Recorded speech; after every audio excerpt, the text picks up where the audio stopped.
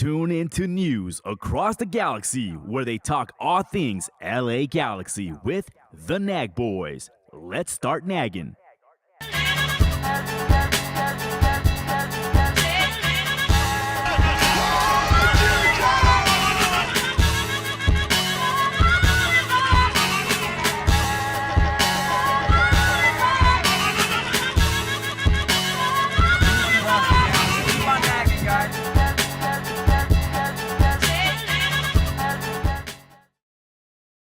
There we go. Hey, and a pleasant good evening to you wherever you may be. Welcome once again to News Across the Galaxy. I'm sorry, tonight it's News Across the Diamond, where we talk all things LA Dodgers. I am your host for tonight, Edgar El Plátano Frito Zuniga. As always, I am joined by my co-host, Brian El Charamusca Bryant, and, and Chewy on the ones and twos. Chewy! Hey, what up, what up? Please welcome our special guest for tonight, all the way from Cobra Commander's bunker hidden deep in the Rockies. It's Matt, higher than the clouds, Pollard. Welcome to the show, Matt. Ed, thanks for having me. I'm grateful that we've only had one weather delay so far in Colorado, but hopefully Cobra Commander has something special prepared for, say, a Western Conference final between Colorado Rapids and LA Galaxy, hopefully with a foot of snow involved. But we'll see. Lot of soccer that needs to be played before we get there. What's all this soccer talk? This is News Across the Diamond, man. We're talking baseball here, sir. Yeah, damn it. Dude, Thank you so much for joining us. Thanks for having me after the Los Angeles Dodgers handed the Colorado Rockies their 100th loss, and inexplicably Bud Black decided to take out Charlie Blackmon, Chuck Nasty after 14 seasons in the bottom of the third after a first hit pitch. So yes, the Colorado Rockies are a poverty franchise, and thank God that the Oakland Athletics exists such that distracts people from the mess that is the Rockies. Well, you know, Shohei Ohtani had a chance to win the Triple Crown today. Unfortunately, the Rockies limited him to just one hit, which reminds me that the Rockies just want nothing to do with being part of baseball history. Am I right? Yeah, I mean, good for them for respecting their fans as opposed to whatever Marlins manager decided to pitch to Shohei when he single-handedly ended the Marlins franchise a couple weeks ago. So, yeah. That is true. I was watching that again. One of those pitches, it looked like one of those like little warm-up pitches that you do to your kids or something, and it was just Shohei murdered the ball like halfway up to like the top deck in the right field bleachers, and I was like, dear God, what kind of a pitch was that? It looked like they're just tossing like batting practice to him or something. I was in the rock pile today, guys, for $34. It's the most expensive rock pile ticket that I've ever gotten, and that's out like 500 feet. I was fully prepared to catch a Shohei Ohtani home run and have that pay off my mortgage probably on eBay. But here we are. I'm stuck being a soccer podcaster. Well, you know what? Thank you so much, man. Thank you so much for joining us. Brian, take it away. And speaking of the most popular sport and the most amazing sport in all around the world, this is News Across the Galaxy, where we talk all things LA Galaxy. As you guys heard, my co-host Edgar is here. How you doing, sir? I'm all right, man. I've got my Dodger gear, which means it's time for October baseball. It's right around the corner. But before we get to the October baseball, we have some October football, right? Yes, of course. And of course, we have our good friend Matt Pollard from Holding the Hotline podcast. Of course, thank you, sir, as always, that you come on here and just talk your mad-ish and give us great facts because you're a great reporter. Thank you once again. Happy to be on air. You guys are great and fun. Rocking my Tanzania kit tonight. Just come back from visiting Tanzania. Check out my Twitter account if you guys want more information on that. I guess technically, Ed, am I wearing? I'm wearing. We got the green and gold lightning bolt. Am I technically a member of the Galaxians tonight? Yes, as one of the charter members of the Galaxians, you have carte blanche to be in the Galaxians anytime you're in LA. Thank you, sir.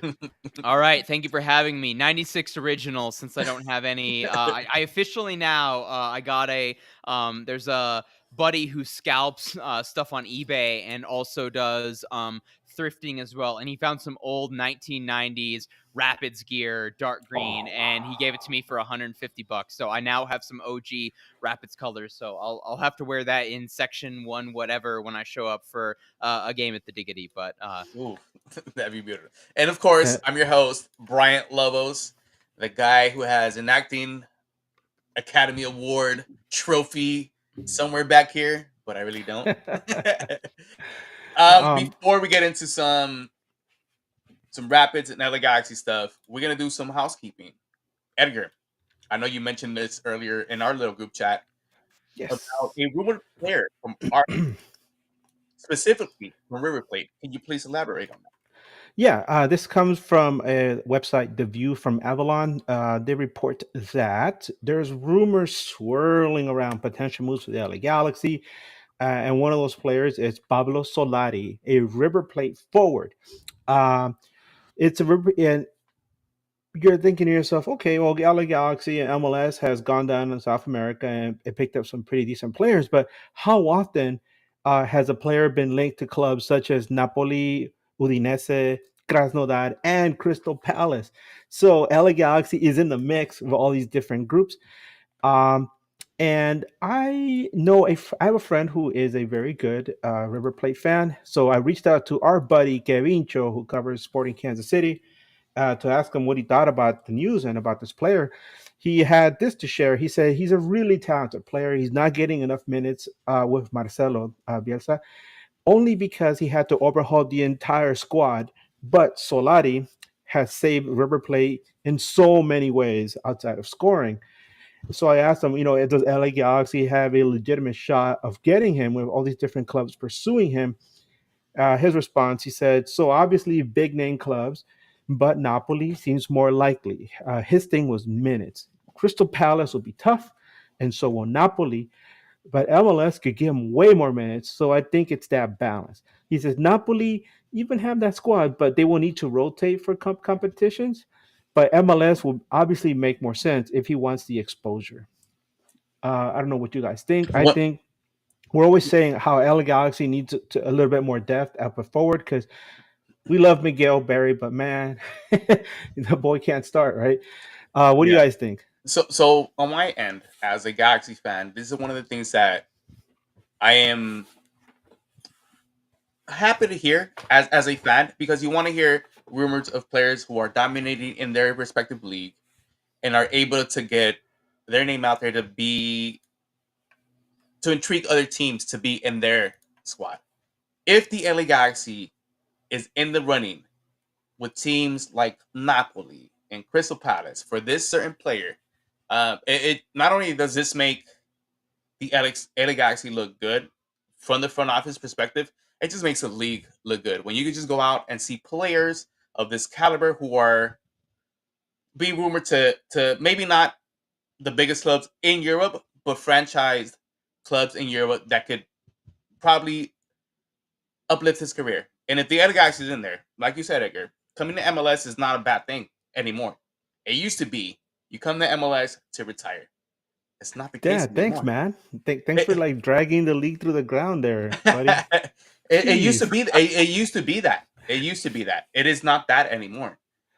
We can see it in our case with like Gabriel Peck, who is showcasing what he can do during the league and probably be out next season, which is something that I would not want to see. But you can showcase your skill talent, and maybe the big clubs from Europe can see you and bring you out. Matt, your take on that? I mean, so just to be clear, Ed, this is a striker, yes? Yes, sir. Okay, I think that's the one position that honestly I would have concerns about with the Galaxy if we're looking at long term as well. I think Yoshida's done really great job in defense, even though I do think defense is an issue for the LA Galaxy if we're talking about a conference final or certainly an MLS Cup relative to a Columbus Crew or some of the other big teams as well. But I mean, I've been rooting for Dejan for so long. Like there is maybe this is mostly like the betting side of me or the MLS fantasy side of me of like wanting Dejan to work his way into actually being a starter and being a reliable goal scorer. And at least from afar, I've only seen a guy who's able to come off the bench and score goals. Miguel Berry, he's an MLS striker. That's totally okay. There's nothing wrong with that as well. But if there's a position that if we're looking at for next season, if the Galaxy run it back with their existing core that they have, Paintsill, Gabriel Peck, certainly Ricky Puig in midfield as well. The one position that you would have concern about is who do you have from a striker from an up top standpoint. So if this is somebody who's an upgrade on that, who's a big money, $5 to $7 million as well, that's something that I would look at the LA Galaxy and say that's ambitious. That's what they're trying to be. That's something that I would see as a team. That's a move that a team trying to win MLS Cup next year would make certainly. I think it's a net positive for the league, certainly. And to Bryant's point as well, I don't think that there's, outside of the teams going to, big teams in the final knockout stage of Champions League, I don't think that there's players that look at MLS as a step sideways. I think they look at it as a potential springboard to then do something else as well. Maybe Marco Royce looks at it as final opportunity, certainly. But I think, we've seen we've seen that MLS can be a springboard towards further opportunities as well. So I agree that it's not, if the Galaxy are competing with Napoli for this guy, then that shows where the league is continuing to grow. I wish the Rapids did more of that besides just getting guys who used to play for the national team. But I'm not dissatisfied with what I've seen from Reggie Cannon or Georgi Mihailovic, certainly. Ooh, and we're going to get into that in a bit. Go ahead, Edgar. Yeah. I was going to point out to the fact that, and we could go deeper into this because we've talked about what's been going on in Colorado almost every time you've been on the show for the past year or so regarding the issues with the club, because a lot of it was almost in parallel to what was going on here in LA, where you have an owner with deep pockets. But what have you done for me lately? And the front office seemed to be kind of tone deaf to what the fans had to say. And over the past, 10 months or so, both clubs have undergone kind of a renaissance. LA Galaxy a lot more dramatically, but Colorado has done very well for themselves.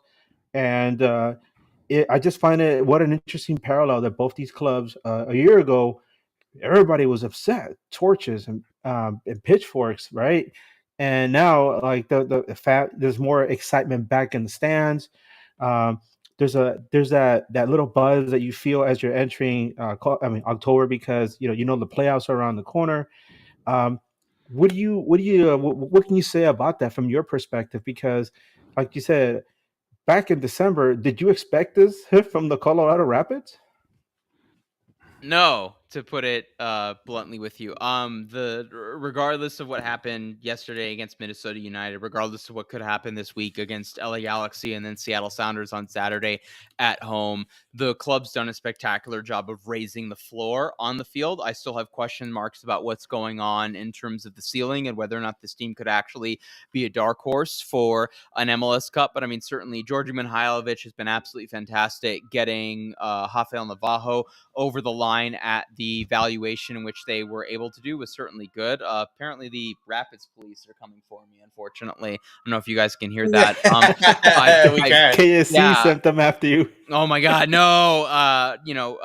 Sam Vines coming back was certainly good, but no, there's very few moves that the club has made so far this season that I can be dissatisfied with, or certainly hasn't been a net positive. We were going to nitpick one. It would have been that Lamine Diop came in as a TAM deal with an option to buy in the summer, and he ended up not working out at the number 6 position, but that's led to the elevation of Ali Laraz, who's been absolutely fantastic and is finally getting his flowers now at a national team level, at a national level from a MLS media standpoint. So someone who was known amongst the Rapids and liked amongst the Rapids Academy and amongst the Rapids fan base, and now is maybe getting a little bit more recognition amongst the greater MLS annals. And so, if the Galaxy didn't make one more center back signing and that led to Jalen Neal being absolutely fantastic on an improved defense, is that something you guys would be upset with? But no, I mean, to answer your question, Ed, where 12 months, it would have been, I think it was September 23rd, if I'm not mistaken, was the game against New England Revolution last year.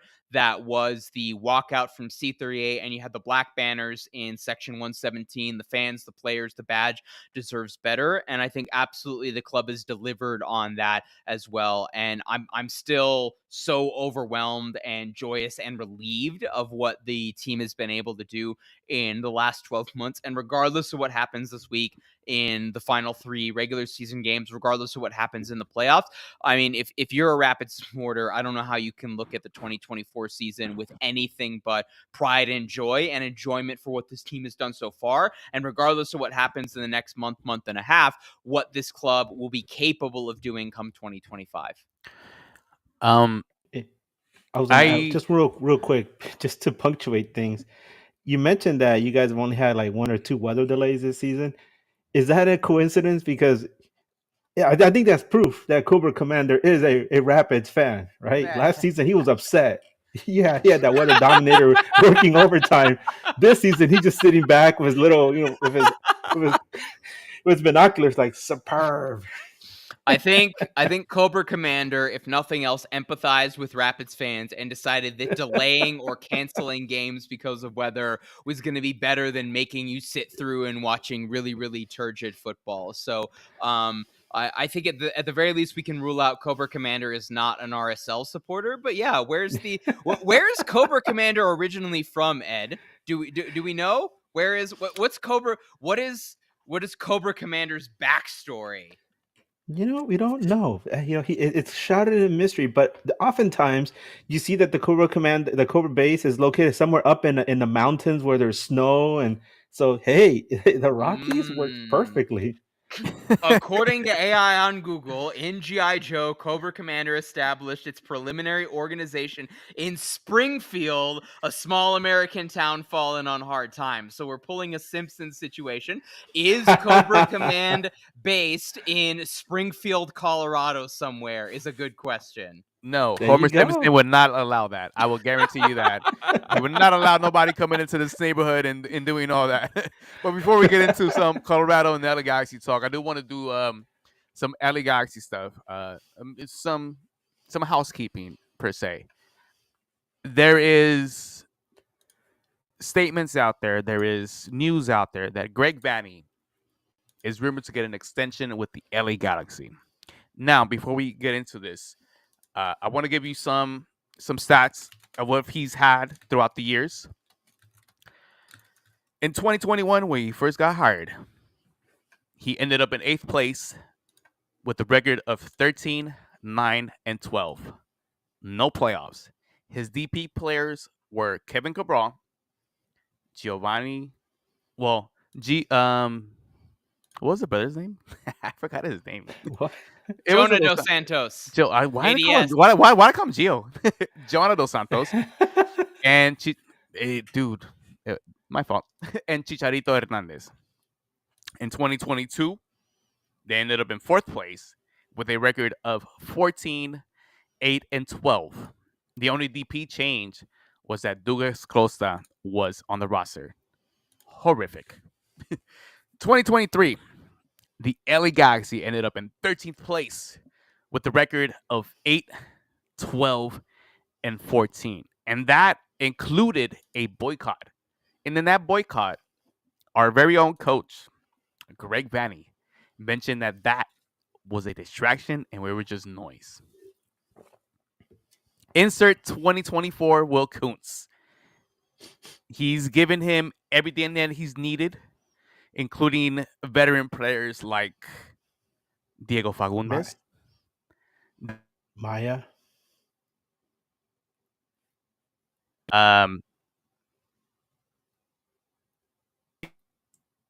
Gabriel Peck, and Jose Painzel. And their record stands right now at 17, 7, and 7. They're top 5 scoring in all of MLS. Edgar, I'm going to start with you because we are the homers here. Does that warrant an extension? Now, keep in mind that this probably was triggered from the old regime.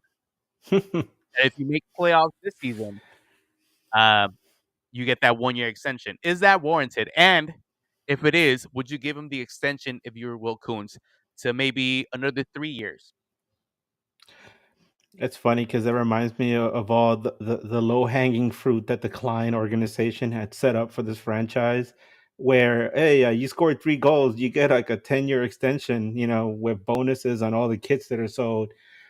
I'm exaggerating, but um, I think there was one that even for Klein himself, where like the team makes the playoffs and he gets an extension and but no, this is definitely well deserved because uh, if you're familiar with Game of Thrones and the Greyjoys, he did not pay the gold price. He paid the iron price, which means it took a lot of hard work.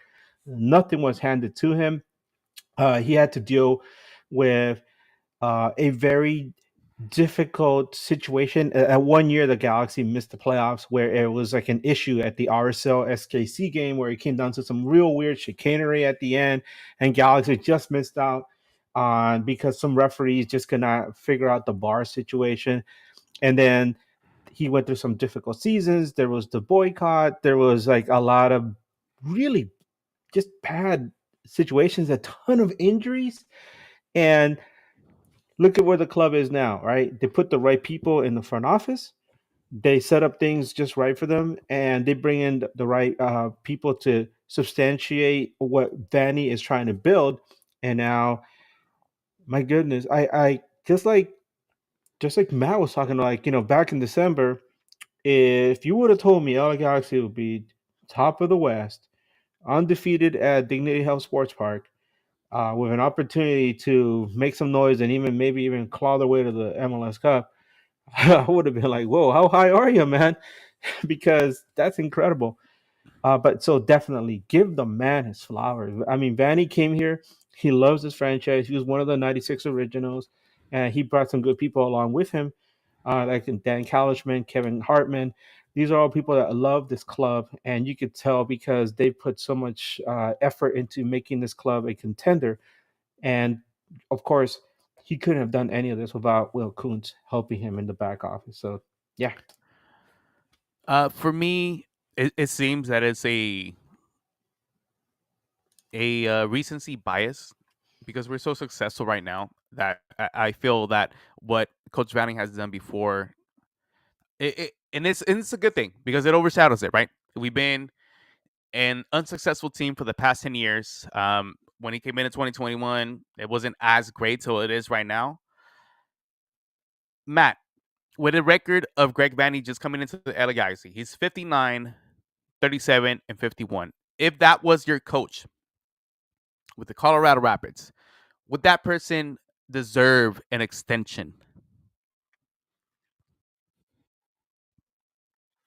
You're counting towards what, 2 or 3 bad seasons, a rebuild season, and then like actually doing, and then doing well. I think this has to be based on context matters. Greg Vanny inherited, I think what was mostly a team that needed to get turned over, a lot of bear covers as well. And like he sat through some bad years. I do think he grew and learned as a manager while he was there. But I think you're basing this off of where is he at right now and where can he take the Galaxy going forward. And you saw when he was given time and the resources and he and the front office were on the same page. When he was at Toronto, they delivered 2 Supporter Shield, 2 MLS Cup finals, and they're 1 penalty kick away from winning back-to-back MLS Cups against Seattle Sounders. And you're looking at that as saying, Toronto FC was on the brink of being a dynasty for Toronto FC. And I think that's certainly now in a position to where LA Galaxy is certainly with what they built. If we're talking about signing a new striker for next season as well, then LA Galaxy very well could be in an MLS Cup final in 2 months time as well. So I think a lot of this for me is based on just seeing what Will Kuntz was able to do and kind of stabilizing the front office situation, actually having soccer people making soccer decisions and doing that in a really analytical and kind of blunt kind of way that maybe brought back some aura from one Bruce Arena. Certainly having that without Chris Klein as well was certainly a positive. So if this is Will Kuntz saying that me giving Greg Vanney everything that he wanted, and 2024 was an audition for whether or not we're giving him an extension. If that's Will Kuntz making this decision that Greg Vanney is my head coach, not just the coach that I inherited as the new general manager, then I would feel nothing but confidence if that's Will Kuntz the one making the decision, and all Daddy Anschutz is doing is writing a check. And this is the thing too, though. I think as LA Galaxy fans, a lot of us are very critical about what has happened throughout the years, especially because we have been one of the most winningest club in MLS. And then when you have that 10-year drought, whenever anybody f's up, dude, you're gonna give them ish, and the fan base is not forgiving, and I think with reason. I think last year was a little bit more hectic just because of the whole boycott thing and the whole fact that we had to go as fans through this whole debacle and then have our coach just call us noise. I think there's a lot of people that still are very hurt about stuff like that, and it's warranted. Um, but what has produced this year on the pitch and where he has them right now on the pitch, and this is always going to be a show about what's going on professionally and never personally. What you have him playing right now, you are top 5 scoring. You are top of the West. You are on the verge to score. Well, not score, but like accumulate 60 plus points, which has only happened like 3 times in MLS history, by the way.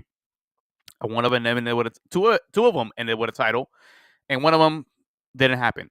When stuff like that happens, the fan base goes 180, and you want to give them that hope that maybe if you give them that extension, hey, if we don't get it this year, on the rebuild year, remind you, on the rebuild year, has them in first place on the West, doesn't win a title this year, maybe give them the next year. And maybe the year after that. And on top of that, we just discussed about a River Plate player that could be coming to the LA Galaxy to just give them more help. We have to acknowledge what Greg Vanney is. Yeah, and I have something to add to that because you mentioned a magic word, a buzzword, and that's rebuild. Um, a lot of people have been bugging me the entire year and even criticized me for asking me, "Hey Edgar, are we back? Are we back? Are we back?" And I'm like, for the longest time, I was like, "No, I don't think the team is back. I feel like they have issues. They have different issues on defense. They have issues with consistency up top. The midfield is strong, but Ricky Puig has his own things that he has to deal with, and it feels like Marco Royce coming into the team has kind of helped Puig relax and calm down and taking some of that load off of him. Which more than anything, I think it's just something psychological. A lot of times we always say, we talk about how Ricky wants to just carry the full load and play hero ball, right? But all that aside, I just feel like the like you said, it's a rebuilding year, and it feels like where they are now, they're way ahead of the curve. And I go back to the whole thing with the Rapids, Matt. Where was this supposed to be a rebuilding year? Because do you feel that the Rapids are also ahead of the curve as like Galaxy? Because like a lot of people feel like, wow, if they're doing this good this year, how good are they going to be next year when some of these players have an entire season under their belt, and some of the older fellas, are kind of like shepherded out to the side, and they're bringing some younger fellas. As far as Galaxy is concerned, what about from the Rapids perspective? Do you feel they're ahead of the curve? I mean, I would have taken 1 win in the Rocky Mountain Cup out of 3 and 9th place and win that wild card spot. So the notion that we're sitting here with 3 games left to go in the regular season and the Rapids are legitimately flirting with finishing top 3 in the Western Conference behind, I would argue the 2 best teams on the 2 best teams on paper in the MLS Western Conference are the 2 Los Angeles teams. I don't think there's any questions about that at that point. So I mean, the notion that a month ago, the Rapids would have been disappointed with not making the playoffs and not having a home playoff game would have been seen as a failure. The fact that they qualified for the playoffs, I guess, would have been a week ago now, because we're talking about the win 2-0 over Toronto FC, did that as well. Like they've shattered whatever curve existed 12 months ago when this team was at its lowest point whatsoever. Chris Armas and everybody has absolutely shattered it. So with all due respect, Edgar, you referring to Greg Vanney as like a member of the Greyjoys? No, Chris Armas is a member of the Greyjoys because he got absolutely raked through the coals after his time with Red Bulls and then with Toronto FC during the COVID season, and then he was at Manchester United, which is clearly a joke of a club now if they're losing 3-0 to Tottenham. Chris Armas wasn't going to show up and fix everything. Chris Armas is Theon Greyjoy, and he has resurrected his career, Theon. and he is standing there next to Bran, and he is charging against the Night King with no fear in his eyes because he's exactly where he's supposed to be, and he is helping save the realm that is Major League Soccer. So respectfully, the Colorado Rapids are the Greyjoys, and the Galaxy are sitting over there. I don't know which one of the rich houses they are, because I feel like we have to say, I don't know, it is Miami who's the Lannisters in this analogy? That's I don't Miami, dude. Okay. The or, Galaxy or were the LAFC. Okay, yeah, the Galaxy aren't the Lannisters anymore. They were the Lannisters when Bruce Arena and Robbie Keane were there, certainly. But yeah, I mean, the Galaxy, or the Rapids have shattered the curve. I think the Galaxy have certainly exceeded expectation. The only way I, as a observer from afar, could see Galaxy supporters seeing this season as a failure was if we were to get an El Tráfico in the playoffs, LAFC were to eliminate LA Galaxy, and then go on to win MLS Cup.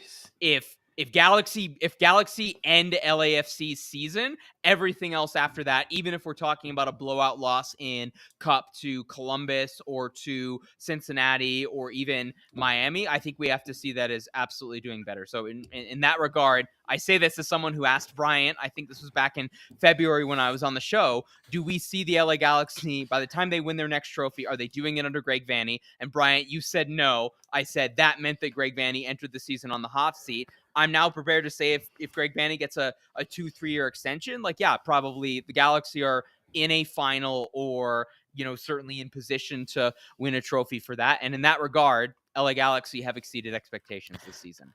But I think that question opens up to the capability what the front office was. We seen what Wilkins could do in one season, and was give Greg Vanney the players that he actually needed instead of the players from the old regime who actually sold jerseys. Nobody knew who Peck was. Nobody knew who Painso was until you seen him play this season. And now you have the LA Galaxy at top of the West, and now everybody's buying the jerseys. It was something that really irked me in that period where I didn't feel that you needed to bring in a player to sell jerseys to promote your team. As long as you're winning and you're playing great football, you're gonna sell out every home game. And as you can see, every home game that the LA Galaxy has had has been a sellout. Every home game that the LA Galaxy has had has been either a victory or a tie. It's no secret that when you play great football, the fans come to watch, especially when you're in a city like LA. If you're winning and you're going to be winning titles, who gives a fuck what the name is on the back as long as you're winning that title? And I feel that's a big misconception that we got from the old regime till now. It's been a total 180. And yeah, when we had that conversation about me thinking that Manny couldn't do it, I felt it and I believed it then 100%. Do I believe it now? No, I don't. This team is a different team from what we had last year, especially coming from 13th, being to first. That's a big jump. So Big jump. Yes, sir. Yeah, let me add to that because, like you said, in the past, this team has been known for bringing in big names. Zlatan, of course. And, I mean, you go to Beckham, even before him, Landon Donovan. I think he was the first one that in 2005 sold some jerseys. But how far has this team come, right? Where they bring in a bunch of fellas that, I mean, Ricky Puig, nobody really knew much about him. You knew he played, he was in La Masia, he linked to Barcelona, he came over, and now, he's selling a lot of kits. But I think at the last home game, I swear to you, I saw two people walking around with Johnny Nelson shirts, right? And I know they're not family. I can tell you they're not family. And I'm like, wow, dude, if Johnny Nelson, has made such an impression that there's people walking around with Johnny Nelson shirts, and you see other players too, right? I even saw McGill Berry one too, and I was like, damn. So it goes to show, right? The players show that quality on the field, and people will gravitate towards them, and they're gonna be like, "That's my boy, right? I relate to this fella." Or I love Ricky Puig. I love Gabriel Peck, Joseph Painter. You see all these different names all around the field. I mean, around the stadium, and it just shows the kids are gonna sell. Um. So yeah. By the way, Brian, you want to address that super chat? Yes, of course. Thank you, Adam, for donating $5.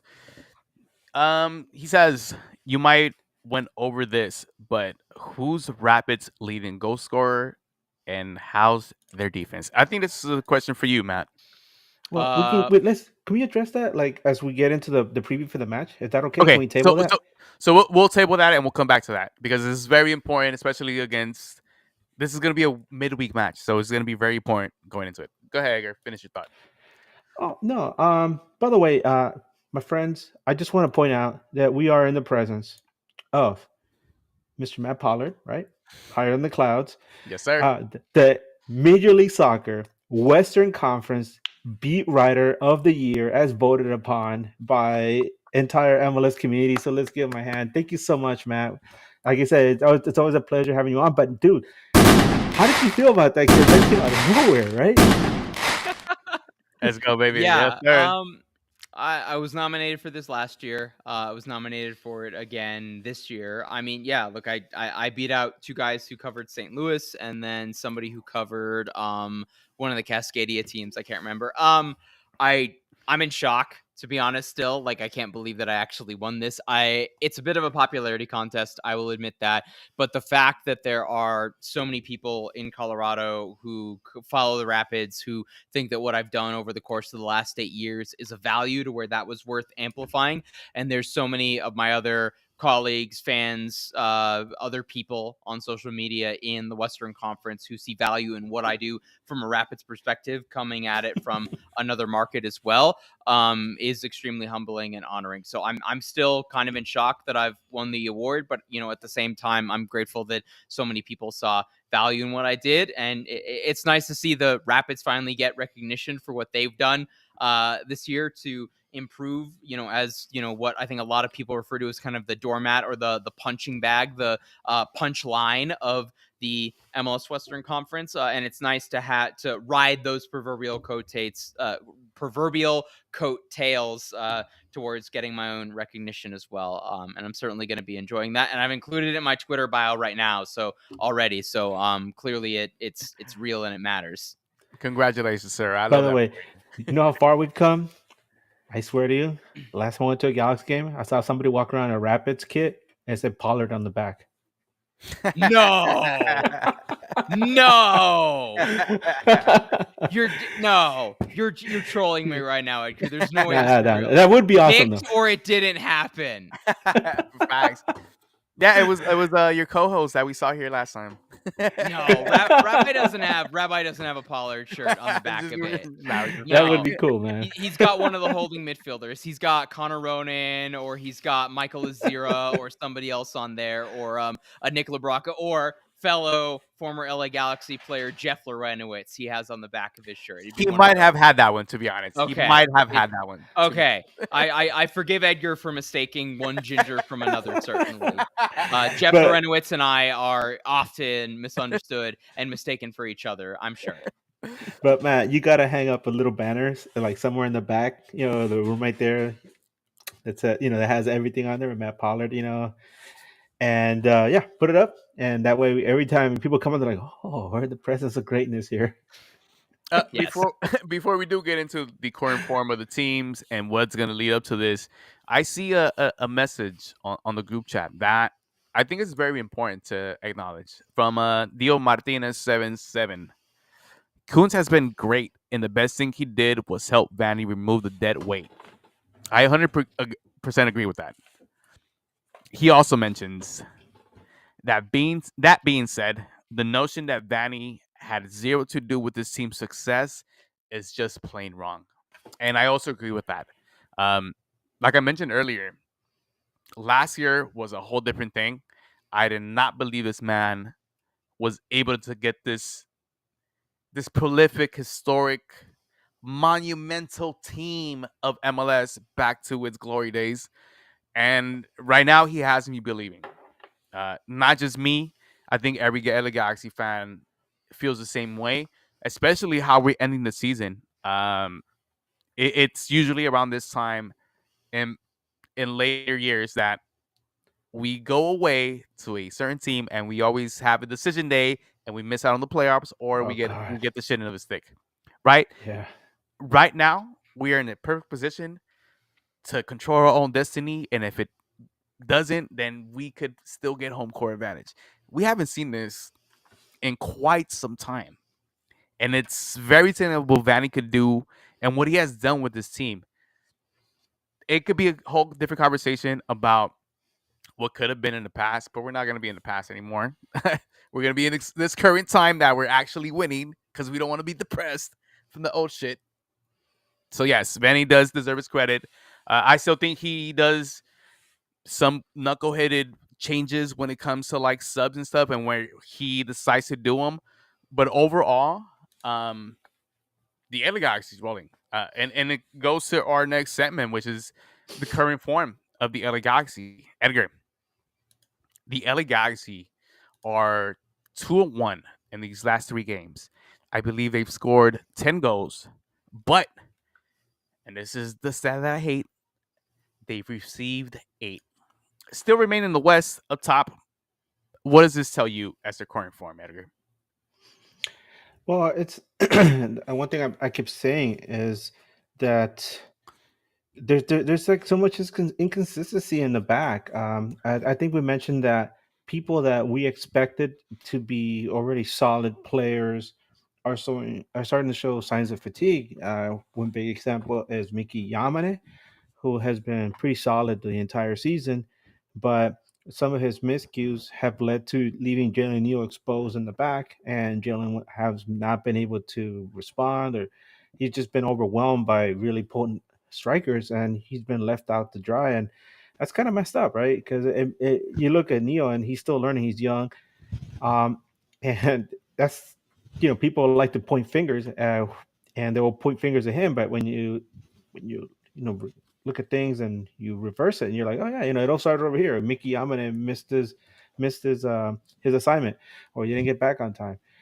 So those are things, right? So at this point you're like, okay, if there's some fatigue back there, why don't we bring in somebody younger, somebody faster? And then you have Garces coming back right at the right time, so there's an opportunity, but he's not a winger, he's not a wing back. I mean, so whenever we're going to see Julian Alde, he could also play in that position.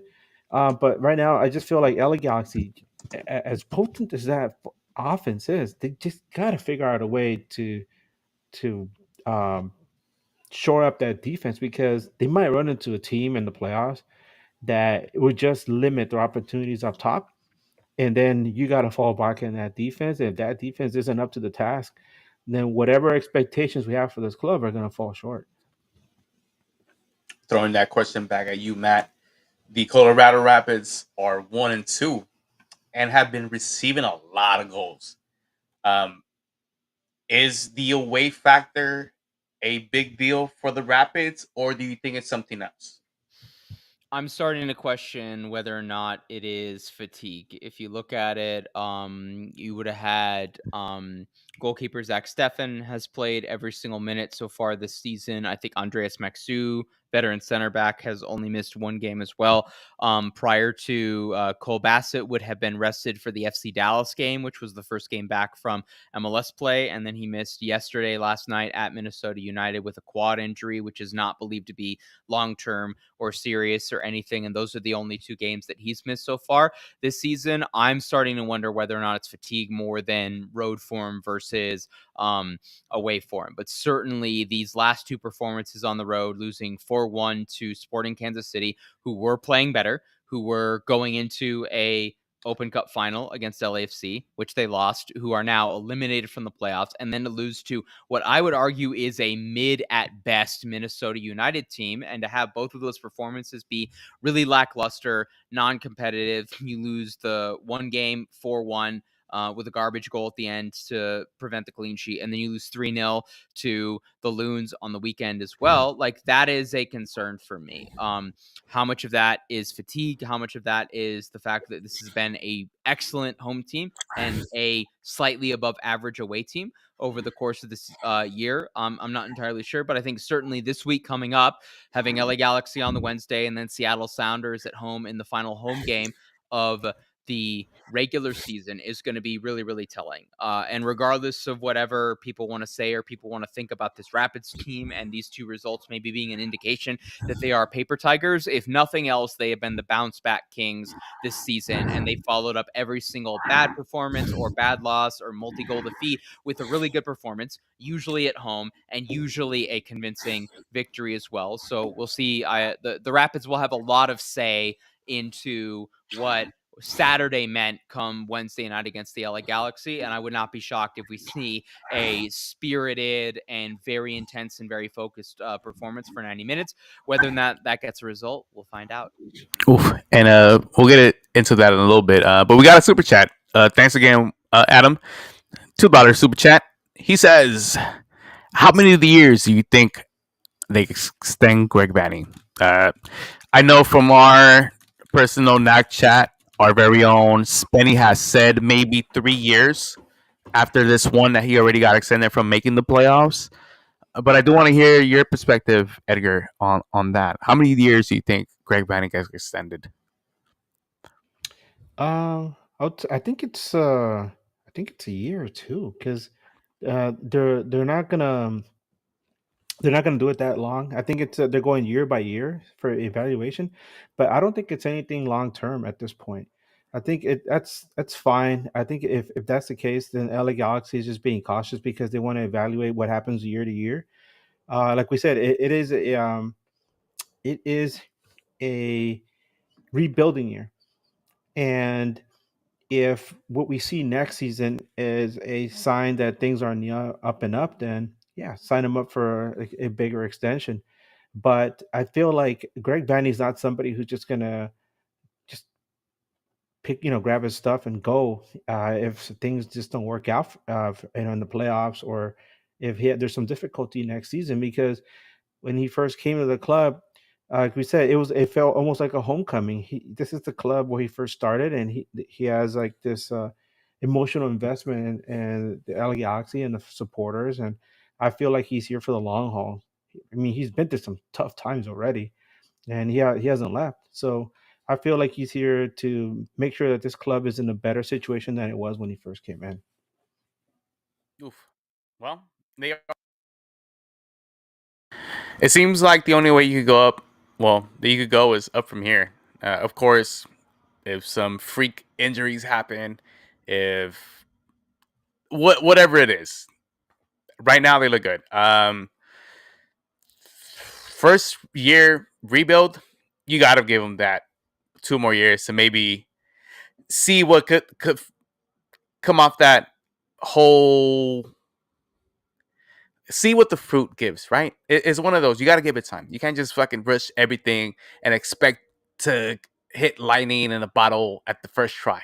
It doesn't happen like that. It's rare that when you have a rebuild year, you go out to the playoffs, you dominate everything, and then you win a title. Very rare. Can they do it this season? Still questionable. Like you said, you mentioned it earlier, Edgar. The defensive side is still very questionable, and it leads to our next little segment. Leading up to the game, the LA Galaxy is on the verge of hitting another 60-plus point season, and I mentioned that earlier.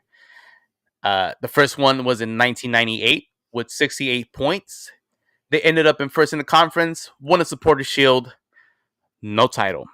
Their first title came in 2002 with LA Galaxy winning Supporters Shield and with 51 points.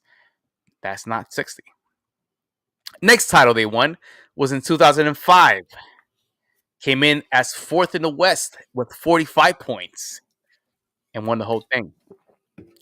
2011, the G's finished with 67 points. So that's 2 times. They got it, which is second most in club history. They won a Supporter Shield, and they won the title. And last but not least, 2014, they ended up with 60 plus points and again won their prestigious fifth cup of MLS. Now, Edgar, the LA Galaxy is on the verge of winning gaining another 60 plus point season. Is this acceptable? And do you buy in to the fact that they could get to that benchmark? I mean, I don't know what you mean by acceptable. Of course, it's acceptable. It's awesome. Um, I feel like we went from, especially me. I mean, I'll point the finger at me, right? Like the entire season, I have been kind of meandering between cautious optimism and reprimanding the team when they make mental mistakes because um, we're so we're s- we've been conditioned to think like that over the last 10 seasons of seeing this club just flounder so much where they'll bring in like big names and you're thinking to yourself, well, they can build a team around this player, and then they don't. They surround this player with mediocre people and then they end up falling apart. But now they managed to put this group together, and like I said, it was a rebuilding year, and you're thinking to yourself, well, if they do better, just slightly better than last season, and maybe they make the playoffs, then this season will be considered a step in the right direction. And along the way, there were certain benchmarks where we're like, well, this is much better than last season. At this point, they weren't doing so well, and then you keep going, and they start winning games on the road, right, in places where it's difficult for them to win, like that victory in Vancouver. The Galaxy rarely wins there. They've only won 5 times in entire history up in Vancouver, and they made it 6. So and then they started doing other little things, but then they lost the game to LAFC, and then they lost to Austin on the road, and then you realize that this team has a really hard time playing early, on the Saturday or Sunday mornings, um, and they have little issues. They have these issues on defense, whether it's set pieces, whether they can't figure out who will score goals if Dejan Joveljic isn't doing it. What was going to happen when Ricky Puig got hurt? Are they going to fall apart? No, they actually got stronger. And we started seeing this as the season wore on. That one of the things that is a benchmark of a championship team is how deep that bench is. And whenever somebody would get down or wasn't doing so well, or there was an injury, people from the bench would come in, step up, and show that there is a strength there that wasn't there before. How deep this team is, and players that in the past would just be relegated to just being on the bench, and you can't even name some of these guys. All of a sudden, you look at the bench and you're like, yeah, I know this guy, Surreal, he's good. I know this guy, Fagundes can come out. He could be a starter. And then you look at Johnny Nelson, who started on the bench, and he's become like a stalwart on defense. Um, and it's something that, yeah, that I feel this where they are now is completely acceptable.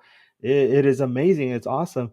And that cautious optimism that I had earlier, it's kind of been tossed out, and now I'm embracing more of like, you know what, whatever comes this way is amazing, because we already got past a point where I thought that they weren't going to be, and now everything else is a bonus. So bring on the playoffs. Let's see what happens, but first there's some unfinished business. Of course, you got to take care of teams like Colorado, Houston, Austin, and you can't ignore those clubs, because from the LA Galaxy point of view, you want to enter the playoffs on a good note with some momentum. And up ahead, right, is Colorado Rapids, where Galaxy has to travel up into the out to Denver, and it's not easy playing there. And we'll get into that for real in a few. But yeah, um, that's what I have to say about that. And before we do get into that, we have another super chat from Gary Cambron. Rad show, gentlemen. Thank you, sir. We appreciate that. Thank you. But let me give you some stats, Matt, before we get in to the nitty gritty. The LA Galaxy have lost their last 3 away games. In Portland, they lost 4-2. St. Louis, 2-1. Seattle and Leagues Cup, which I don't know if you should count it. They lost 3-1. Colorado is undefeated in the last 8 matches. I'm not gonna name all of them because that looks like a very good list of teams that they've beaten. But let me give you another stat. According to transfermarket.us, the LA Galaxy have played 41 games away versus Colorado. The LA Galaxy is 13 wins, 21 losses, and 7 draws. Matt, coming into this Wednesday match, seeing that you guys already played this weekend, there's probably tired legs. What do you make of all these numbers coming into this match?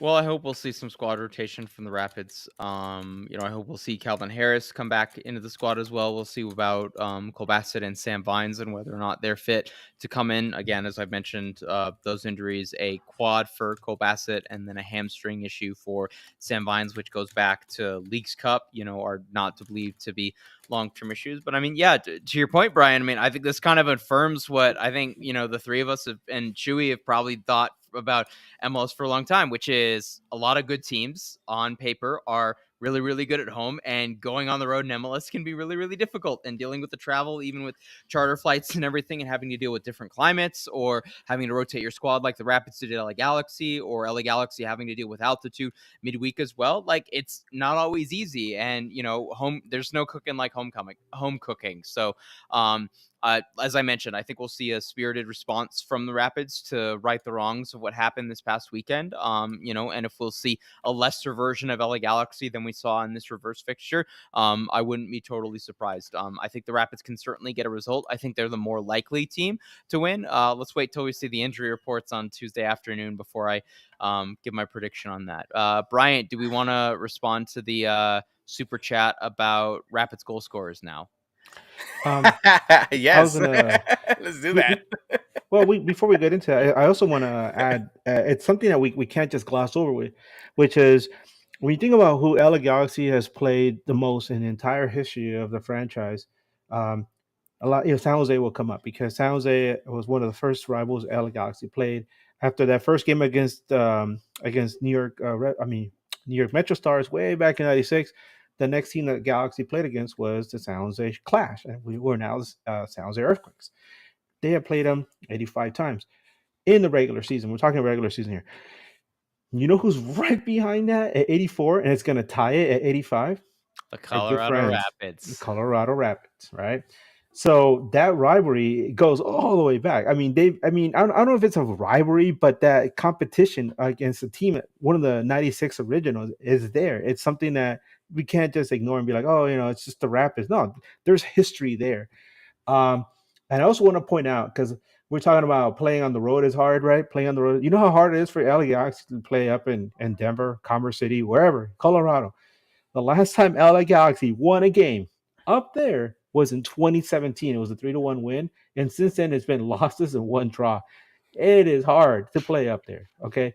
And so as we talk about that, let's get into this game, because the Colorado Rapids, man, a lot of people want to be like, nah, we got to worry about LFC. We're going to worry about RSL.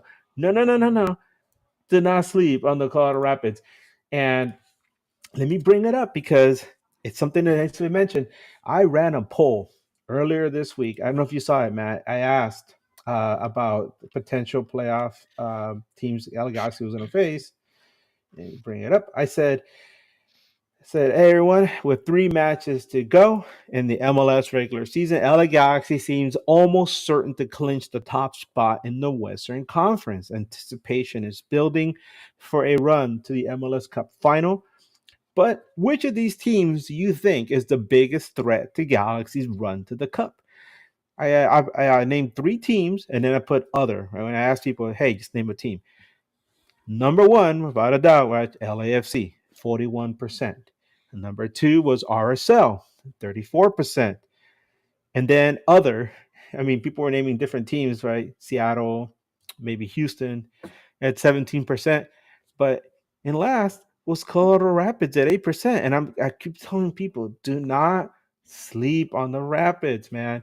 Because when you least expect it, you're gonna find yourself floating up the river without a paddle, and then you're gonna be caught in the rapids, and it's game over, man. Game over. Yeah, why not? Matt. That last penalty that eliminated them in the Western Conference semifinals. So I'm not that surprised with the Twitter poll. I think it's completely understandable that LAFC is the priority and at the forefront of LA Galaxy's mind. But yeah, the Rapids continue to be underwhelming or be under respected in that regard. That doesn't surprise me. I'm not personally offended. I think it's up on the Rapids to actually prove it by doing something in the playoffs. The Colorado Rapids have not advanced in a proper playoff round in MLS since 2016 when they beat the LA Galaxy in penalties in 2016. And then the last real knockout run you could argue that the Rapids have had since then would have been just, this time last month when they made it to third place in the Leagues Cup, which included 4 straight games against Liga MX opposition. So their only 2 games that they had against MLS opponents in the knockouts would have been a blowout loss to LAFC and then a nail-biter win against Philadelphia Union in the third place game. So I can understand and respect the thinking behind LA Galaxy Twitter having the Rapids further down that list than other teams in the Western Conference. I'm not offended, Ed. So, and this kind of leads on to some of the prediction status. I know you mentioned earlier about the super chat about the Rapids leading goal scorer. Yes, we can touch on that, and then on top of that, we'll ask Matt. Have the Galaxy and Rapids ever played? I know. I was gonna answer that right now because Yes, I have the right answer right in front of me. Adam, thank you so much for the super chat. He asks, guys, has Galaxy ever played the Rapids in the playoffs? Yes, they have. They played 9 times against each other, all the way since 1999. The first time Galaxy and the Rapids played each other. In those early years, Galaxy was pretty dominant against the Rapids. In fact, they didn't let the Rapids score a goal against them until 2004. 2004, when the Rapids beat the Galaxy 1-0 in Denver. But the last time that these two played each other in the playoffs, like Matt was explaining, was in 2016 quarterfinal, second leg, 4-1 on penalties. So yeah, there's Galaxy needs to get them back at some point because that's the last time they played each other in the playoffs. 9 times Galaxy and Rapids have played each other. 7 times Galaxy has won. Rapids have won the other 2. By the way, the last time that they beat us, Steven Gerrard was the only one that made the penalty. Yeah. Steven Gerrard. Do you remember the guy?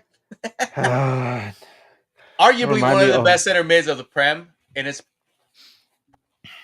That remind me of all the Liverpool fans that were like invading all the bars around the stadium. That were so annoying, man. God, they were annoying. Give me Ramon Alessandrini back on this Galaxy team before you give me Steven Gerrard, if you ask me personally. No, thank you. What's wrong with Alessandrini? He was fun. I liked him a lot more than Stevie G, man. That's what I'm saying. All right. Let's go into some predictions. Then we'll do some questions, and then we're gonna do some awards in MLS in general, which will be kind of fun because I think it's better when you see an outside perspective instead of just us talking shit between us two, Edgar. So let's do some predictions for this match against Colorado. I'm going to let Matt go first. You guys are the home team. Okay. You guys have the advantage record-wise. You guys have the altitude. You guys have everything going for you guys. Other than the form and the injuries, but yes. The injuries. I think Cole Bassett will be back and in the double pivot alongside Ollie LaRose for this game on Wednesday, and I think we will see a spirited response to right the lack of effort and lack of execution that we would have seen on Saturday. And so I have the Colorado Rapids winning a nail-biting, maybe I have the Rapids winning 2-1 in a game that if you were to look at the underlying metrics, you probably would have thought could have been fairly a 1-1 draw. And answer to the question that we had in the super chat as well, Brian, because we've alluded to that as well a few times now. The leading goal scorer from a goals standpoint for the Rapids this season is Rafael Navarro.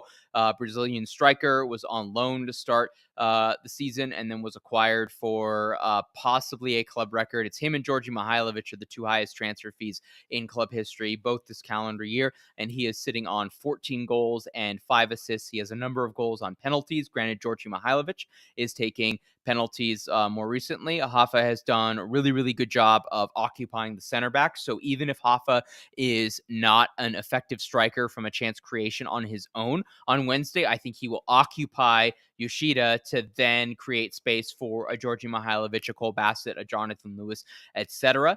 And he's been a really, really good fox in the box as well from run of play. Though I would argue the most important Rapids attacking player this season has been Georgi Mihailovic, new DP, number 10. He is on 11 goals and 13 assists, so he has the most goal contributions for the club this year. And he just recently surpassed 2022 Diego Rubio, who had the most goal contributions in club history in a 34-game MLS season. Or Georgie might be one. He might have tied it, and then he's one away from breaking that record. In any case, Georgie's been fantastic from the run of play, setting up other teammates, bossing the game in the midfield as well, taking over games from an attacking standpoint. He is very, very critical on set pieces with direct free kick goals and as well on corners as well. Georgie is the most important attacking piece to this Rapids team right now. If the Rapids offense is doing what it wants to do against the LA Galaxy midfield, an early signal for that in the first 15-20 minutes will be Georgie getting touches in the final third and then either creating space or having teammates to pass it off to continue the Chris Armas phases of play that they're working on. So that's what we're looking at from a Rapids attacking standpoint. Dude, it's so hilarious how, like, when we mentioned, like, the times we've spoken before about Chris Armas, we're like, what happened? And then now, a whole 180. MLS Coach of the Year, Chris Armas, I should point out. LA Galaxy original Chris Armas. And we do have another super chat on the chat. Hey guys, any choice in mind of Coach of the Year from Adam? Of course, Matt said Chris Armas. Of course, I think I'm going to give Greg Banny his flowers and say he's Coach of the Year, because from 13th to 1st in the West, that's a big turnaround. Before I send it to you, Edgar, on the predictions, let me give you some numbers. This is what I heard from Taylor Twetman, because I do listen to him sometimes. And sometimes he is right, whether we like to admit it or not.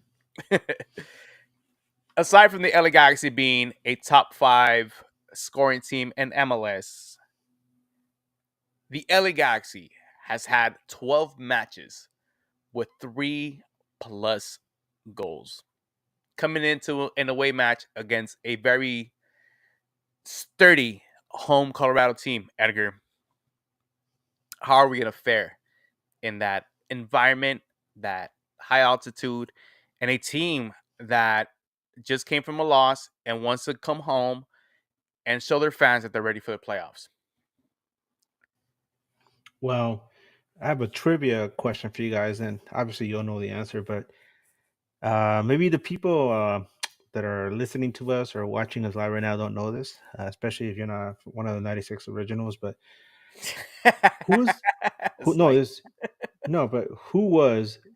which was actually the very first team to ever beat the LA Galaxy in any competition?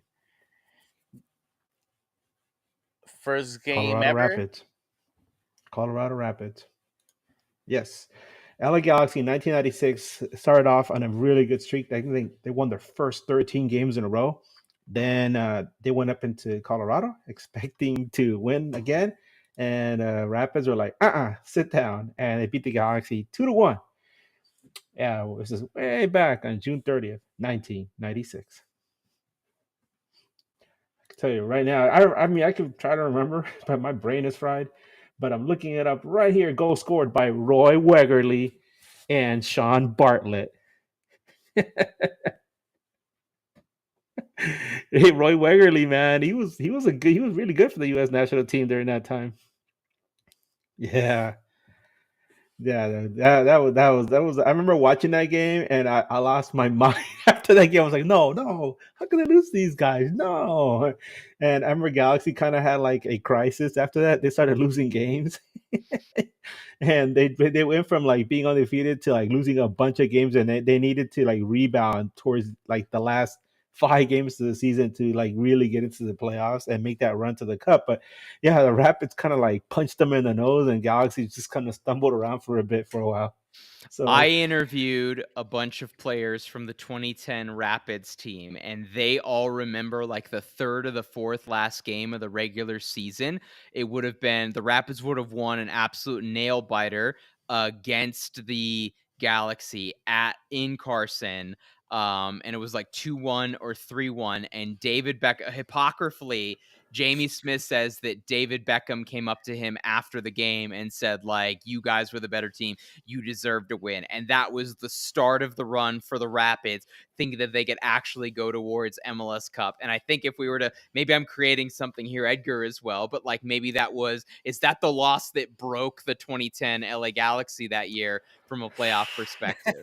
It could have been, to be please, honest. let's not Yeah, bring that energy into this game. it was one of those moments where that probably added onto it because there was so much stuff going on behind the scenes as well. But it could have been.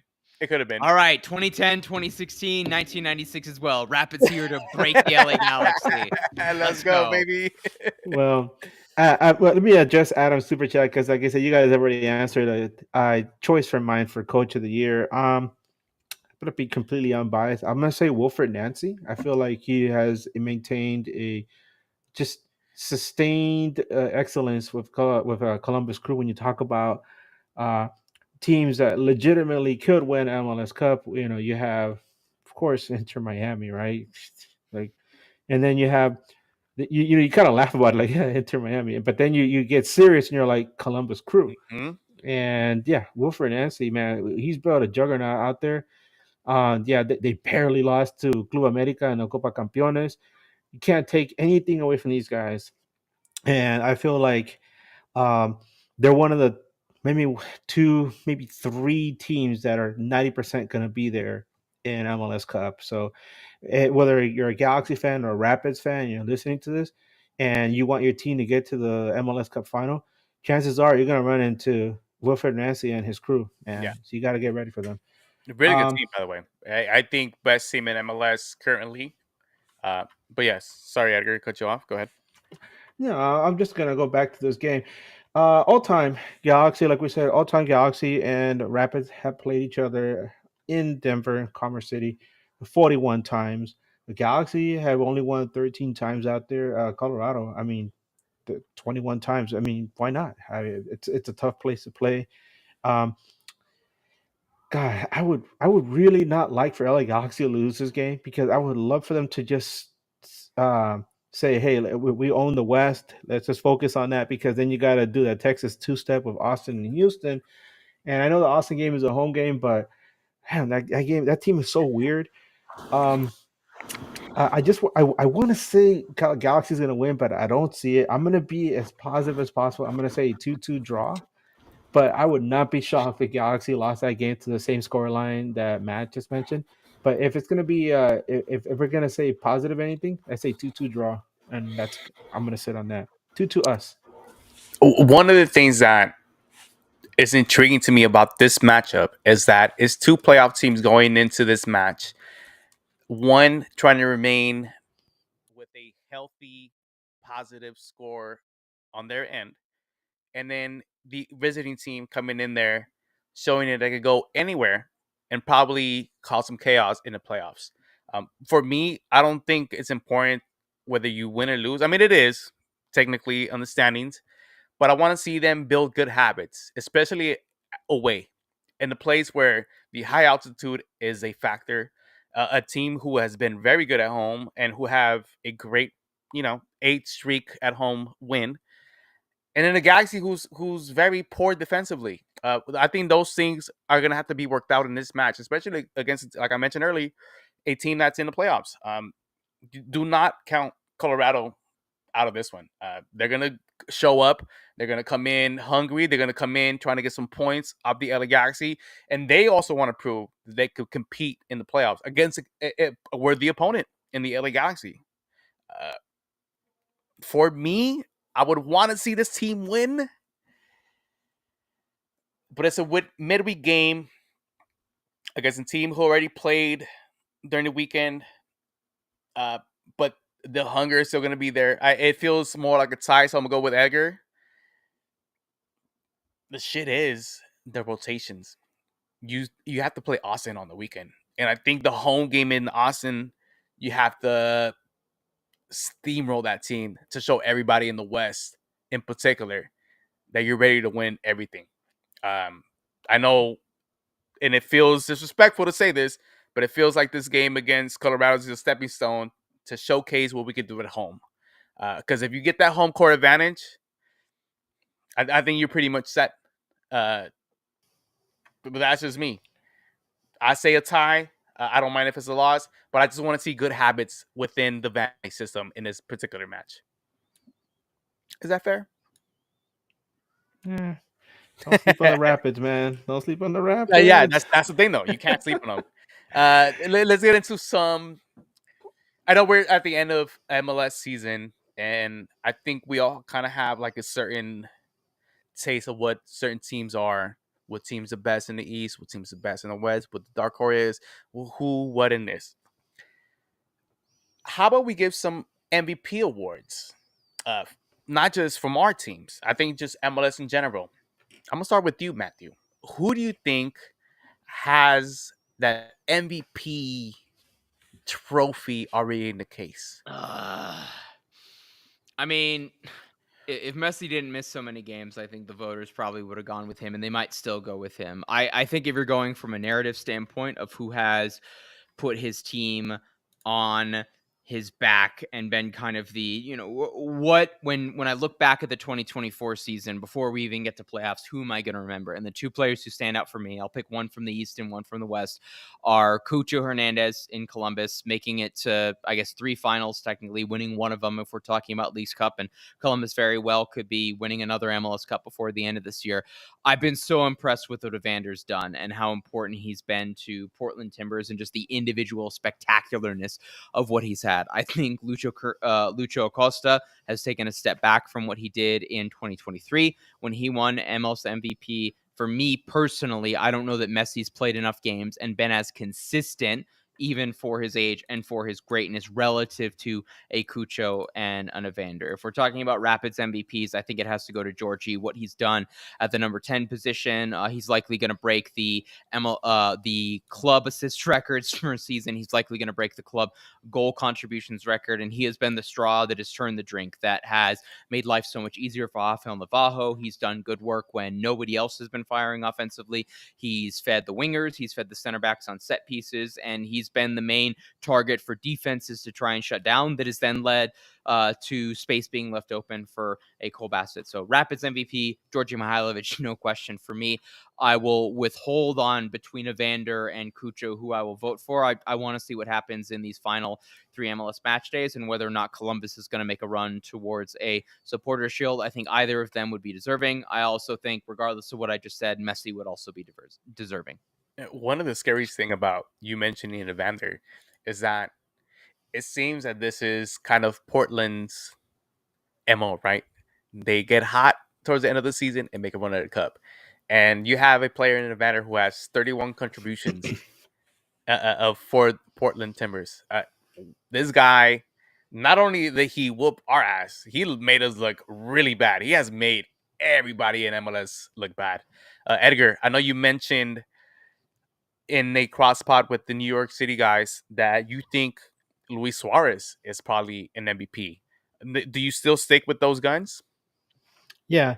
Yeah, and in case anybody missed it, I was invited as one of the panelists on the MLS Battered Fans podcast, which was hosted by Danny from Miami, Inter Miami pod called Battered Herons. It was me, Tommy from Atlanta, Scarves and Spikes, John from NYCFC, and I can't think who else. It was a fella from Colorado. I can't remember his name right now. I'm so sorry. but it wasn't Matt. It was somebody else. But anyway, yeah. A lot of people were throwing names around, and then the question came up, like, would it be Messi? Would it be Gucho? Um, would it be Evander? And I was like, no, I think it has to be Suarez because uh, a lot of people were wondering, was he healthy enough? Is he at his age, or was he going to be able to keep up with the travel and all the demands that the league has? Especially with Messi out there. There's so much that rides on Messi, and there's it's that fulcrum of like whether that team can perform well, whether when he's not there, and not only did they do okay, they were much better without him. And the biggest reason of that is because of Suarez, who has been there the entire season, and he's been largely consistent, scoring goals and setting up his teammates and just being a threat and a presence there. Yes, Messi will obviously attract the most attention, but you can't forget that they have Suarez there. And if you're gonna tell me who am I more afraid of having up top, whether it's Suarez or Evander? Yeah, Evander's done fantastic for himself, but I think you're gonna go Suarez. He has that pedigree and that resume that just stands out. And so I feel like not only did he come in and carry that team, but he's made quite a name for himself in this season, and I feel he deserves it. That's where I stand. Yeah, and I don't think you're wrong on that either. Um, and I don't think Evander's a pick that's incorrect either, or Cucho. These are players that not only have been important roles for their team, it makes MLS just way better. And in particular, in the case of Cucho and Evander, these are younger guys who are here destroying the league and just playing great football. That's what you want to see in MLS. That's what you want to see in title matches. This is what you want to see generally in just the football world. For me, I think I could agree with Matt on this one, where Vander could be the MVP. Not only just because he has 31 contributions, like I mentioned earlier. I think the whole team of Portland, when they catch that heat and they catch that groove going into the playoffs, and you have a player like Vander, um, they're probably a very dangerous team in the playoffs. I think nobody wants to see them in the first round. Nobody wants to see them in any round, especially when they're this hot. Of course, on the other side with the East Coast, you have Cucho. Nobody wants to see them, but I'm more afraid of a Portland catching heat than I am a Columbus. And it might sound like a slight disrespect to them, but we know what we've seen with a Portland, and now with Evander, who he's a baller. Let's keep it real. He's a baller. That could be my MVP. Team wise, it's not Ricky Poos. I'll tell you that 100%. You know who is? Gabriel Peck. And I think by far. When there was a Ricky Poos missing, Gabriel Peck showed up. When you needed an assist, Gabriel Peck showed up. Goals, Gabriel Peck. Whatever you want, Gabriel Peck. This man, as a DP, had a slow start, becoming one of the most prolific scorers in the West, not just in the West, in the LA Galaxy team, and a very important team, important piece of what this team can do. I don't know what else to say about this man. Everybody has I can say something. that first year slump of being in MLS. This man said, "What slump?" And he's proven it. And if he's on fire and he's catching his right stride going into the playoffs, we've been missing the playoffs and a title run in 10 years. This man can take us there, and I believe that wholeheartedly. Gentlemen, we have 2 questions, and then we get up out of here. Are you guys okay with Real that? quick, Edgar, you have something? because yeah, I didn't get a chance to say who our team MVP was, and yeah, you said it before I did, which was the gentleman Gabriel Fortes Chavez, Gabriel Peck, right? As far as Peck is concerned, I just want to point something out. A lot of people are saying, "Oh, he had a slow start." Do you know why he had a slow start? He was not getting the service that he needed. And do you know when he really caught fire? When Ricky Puig got hurt. And then the team started they had to figure out a way to distribute the ball a little bit more because they couldn't rely on Ricky Puig carrying the ball up and down the field, right? From box to box. And that's when Peck got the shine. That's when he really got better because he was getting those passes into space where he could run and create and beat defenders on the corners. That's when you started seeing that. And so maybe when Ricky Puig got hurt, it was like a blessing in disguise. Yeah, it was tough to lose that game in Chicago, but then after that, Ricky got hurt, and when they came back, man, Peck was amazing. So I feel like yes, definitely he deserves that MVP. He's gotten better and better and better as the season has progressed. And whatever challenge you put in front of him, he will run through it, man, or find a way to get around it. And that's something that we talked about when I spoke to our good buddy from Brazil, Leonardo, and he was talking about what Peck had done for his clubs in the past. He talked about those exact same things. So when we didn't see it at the beginning of the season, what was the missing ingredient? The missing ingredient was that he was not getting the service that he deserved, and he did not get that until Puig got hurt. And then when Ricky Puig finally saw, oh yeah, let me try to get the ball to him in space, maybe I should have been doing at the start of the season. That's when both of them started to really develop that dynamic relationship that we see now, and which that's why he's gotten better. So yeah, Oof. And then just wait till Marco Royce gets on the same page as everybody. Yo, the West is in danger. I'm telling you that right now. And we're going to see if they are on Wednesday against a very solid Colorado Rapids. Gentlemen, we have two questions. One of them is actually directed to you, Matt. How has Cabral been in Colorado? I think everybody in LA Galaxy we were land gonna ask. We always wants ask to you, right? know The the Cabral same thing. report. Yeah, everybody wants to know because the whole DP tag when he was here, it was Vanny's guy. Da da da da da da da da da. How's it going now? And Well, has he been worth it? So you'll remember that Kevin Cabral got hurt and was subbed out after this reverse fixture against LA Galaxy. It would have been, I think, 2 months ago now. And so he had minor elbow surgery. I think it was a midweek game against LA Galaxy, if I'm not mistaken. And then he saw a specialist on Friday, and then he had surgery either on the weekend or Monday, Tuesday of the following week. And at that point, he had a 12-month rehab. He has returned to training. He's not doing any contact drills or anything. It's mostly individual fitness and then like group passing drills where there's no like conflict or the possibility of somebody getting tackled. He has a minor athletic wrap around the elbow and then the arm parts. So let's say like halfway up the bicep and maybe a third of the way down the forearm from what I've seen.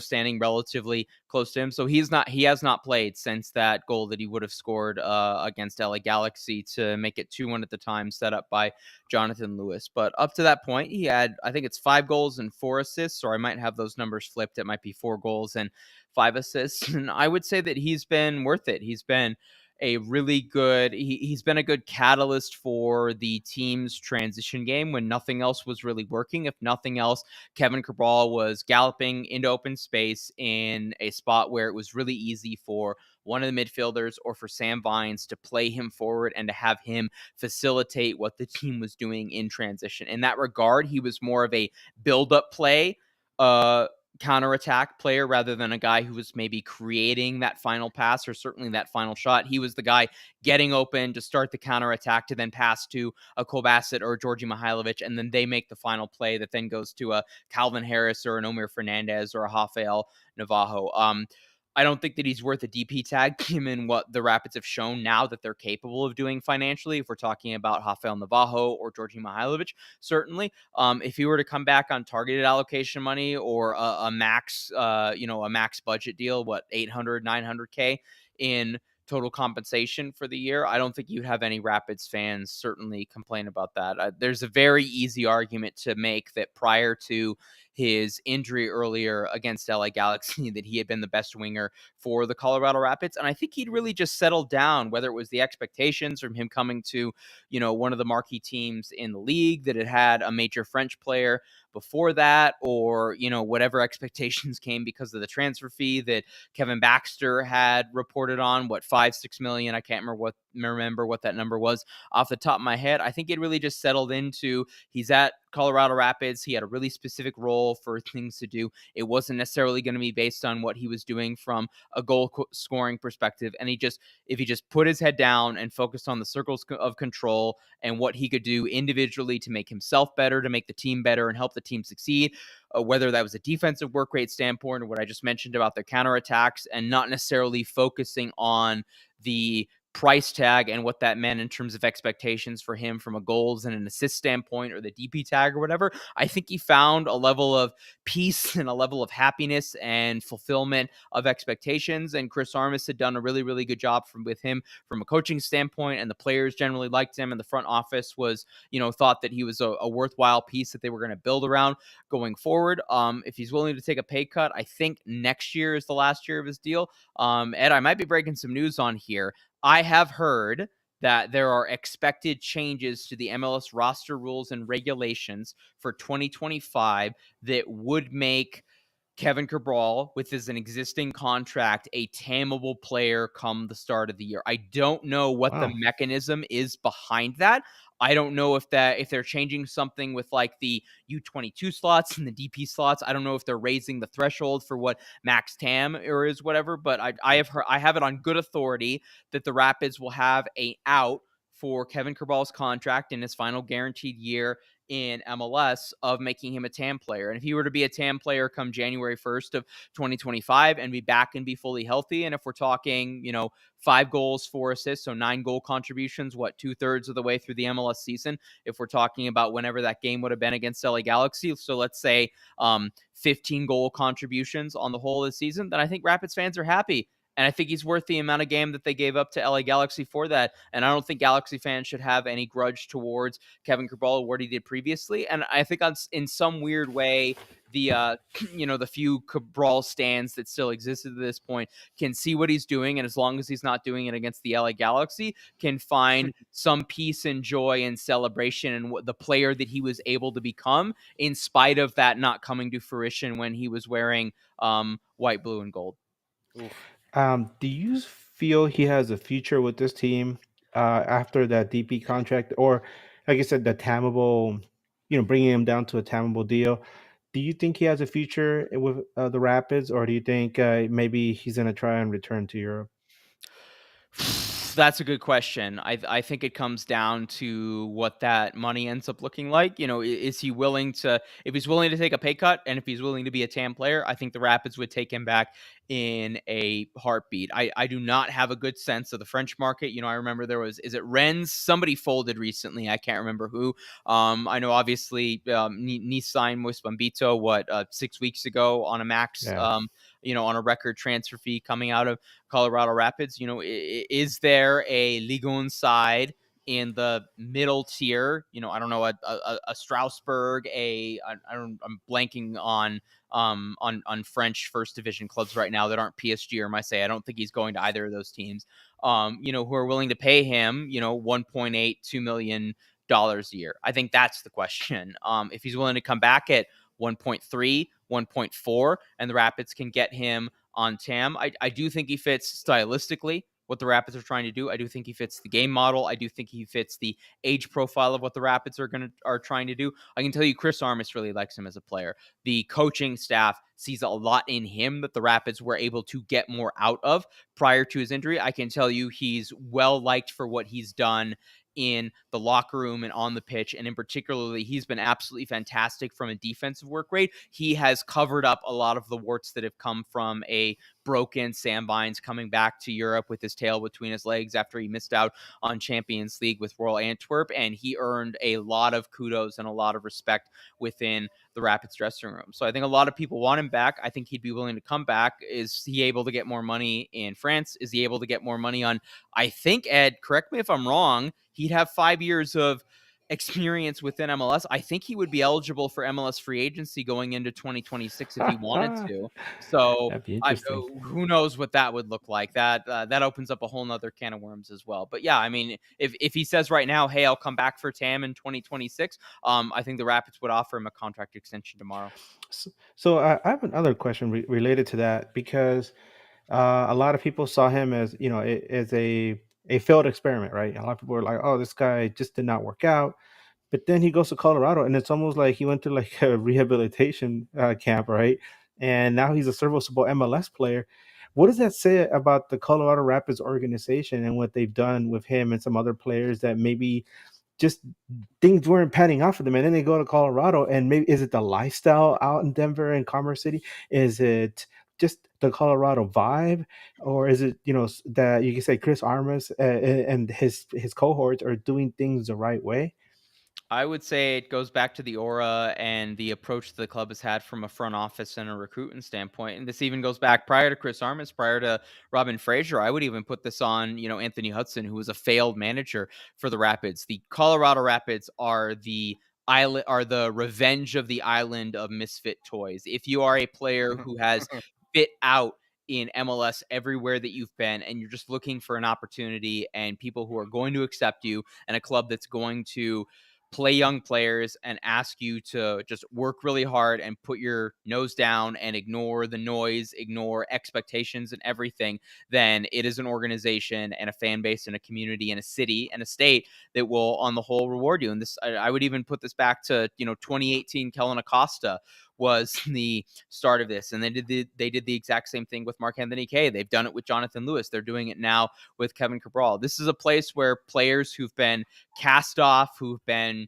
second guessed, who haven't gotten opportunities, who are players who've been doubted, who've been thrown out of other clubs with bigger expectations or bigger goals in mind, where they end up and they're able to thrive in that environment. And I think that comes down to the locker room culture that Porrick Smith has built over the course of the last couple of years that Chris Armas absolutely fits in. Absolutely. I think it goes into the environment around even the fan base as well, and what their expectations are and the values that they look for in their players and the ones that they celebrate and whom are fan favorites, certainly. And so I think it's been new life for Kevin. I think it's been a new environment that he wanted. I think it's slightly out of the spotlight. It's the backwaters of MLS, to use another river analogy. And if that's just a space for him to incubate and focus on his football and ignore the noise and just have a bunch of people around him who say, I like your game, there's 2 or 3 things that you need to improve on, and if you do that, you're going to fly and you're going to be successful here. And that led to a player who had 5 goals and 4 assists for the Colorado Rapids in 24 games. And if he had not gotten hurt, he'd probably be on 7-5 right now, and I'd be talking about him right now as the best winger on the Colorado Rapids. And who knows, maybe the Rapids are 3rd instead of 4th in the Western Conference. Dude, I like hearing that about Kevin Cabral because I can't root against him. Like, No, I don't know how a Galaxy fan, regardless of what they thought of him, what they wanted him to be, and what he failed to be, I don't know how you can see what he was doing, as long as he's not doing it against the LA Galaxy like he's done in previous games as well. I don't know how you can look at him as a former player and it not, at the very least, be happy for him. Well, the thing was, we weren't happy with them because of the tag that he had, and it was a DP tag. Right now, what you're mentioning is everything that you want in a serviceable MLS caliber player, and he is that. It was just what we had went through in those 10 years. You come with this guy, and he's a buzz. Of course, we're going to be mad. Not me in particular, but because I hated that whole thing when we booed him in the playoffs. Yeah, I wasn't part of that, but I get it. Yeah, I think more than anything, it was just frustrating, right? Yeah. Because you could see that there was some potential there, and it just wasn't happening. But at the same time, it's hard. It's hard to dislike him. He's not a bad person. You see him off the field. He's a really cool guy. He's so chill, and dude. So to see him do well, it kind of, I mean, it's a good thing. It feels. It makes me feel good, yeah, because I want him to succeed. Yeah. I've mentioned this seasons past on our pod that if he doesn't succeed with us, I hope he succeeds somewhere else. And he's doing his work in Colorado, and what better team to do it than an original. And I love that. Yes. Before we get up out of here, the LA Galaxy is going to play the Colorado Rapids at their home Wednesday, October 2, 6:30 p.m. Please make sure you tune in because this is a very important game, not just for us. It's an important match for them as well. We have a super chat from Israel Baragan. Viewing party on Wednesday at the Boulevard Gastropub in the city of Compton. That's the Boulevard Gastropub in the city of Compton. Shout out to them. All the food there is really good. Yeah, it's really good. The drinks are amazing. The staff is amazing. If you guys don't have anywhere to watch the match, make sure you guys pull up to Compton. If you guys have nothing to do and you guys are nearby, and just cheer on some G's.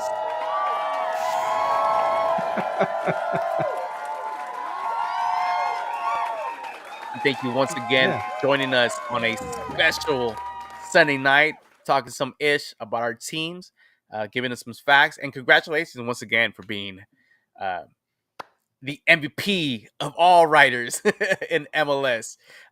Where can the people find you? Follow me on Twitter, on X, at LWS Matt Pollard. Check out my written work at burgundywave.com. And Rabbi Mark Goodman and I will be recording Holding the High Line on Monday night. So that'll be out Tuesday morning in your feeds wherever you get your podcasts. And you can hear from a Rapids perspective how the Minnesota game was not fun in ways in which the game against LA Galaxy could be more fun for the Burgundy boys. Yeah, MVP. Edgar, where can the people find you? Well, hey, Matt, thanks again for joining us. I know that you've been real busy. A lot of people were not aware that you were out in Africa and Tanzania doing some great things, man. So bless you, man. You're like doing great things that people could only write about or think about or wish that they could do. And you're out there and you look at that beautiful kit you have to show for, and like you're showing us some of the other collection stuff that you got. But in case anybody is wondering, after the Colorado game, Galaxy comes home to play against Austin FC. I will be reaching out and contacting the Austin guys. So look forward to seeing a midweek show where we're going to have the Austin fellas on so we can discuss that match. But for now, the focus is on the match coming up against Colorado. We're always looking forward to a good, entertaining match. As soon as I get the MLS referee assignments, I'm going to put them up on my Twitter feed, which you can find as Edgar Nags. So, not to be confused with Eddie Nags. Never be confused with Eddie Nags. I am the original Edgar Nags, original since 1996. And of course, you can find me as Bryant Nags on all social media. You can find News Across the Galaxy on YouTube, Spotify, Apple Play, Apple whatever, all these Amazon Music. Amazon Music. You can find us everywhere. And thank you again for everybody that tuned in and just messes with us. I love that. Chewy, do you want to say some few words before we get out of here? I guess that's a no. But if you guys want to find Chewy, you can find them as Chavez High. Pretty easy, pretty simple. Chavez High. And that does it for us here at News Across the Galaxy. From Matt Pollard, Edgar Zuniga, and myself, Bryant Lobos, we're up out of here. And as always, keep on nagging. How is it, Edgar? Wu-Tang for life, baby. Let's go, baby. Let's Keep go. on nagging. Keep on nagging, baby.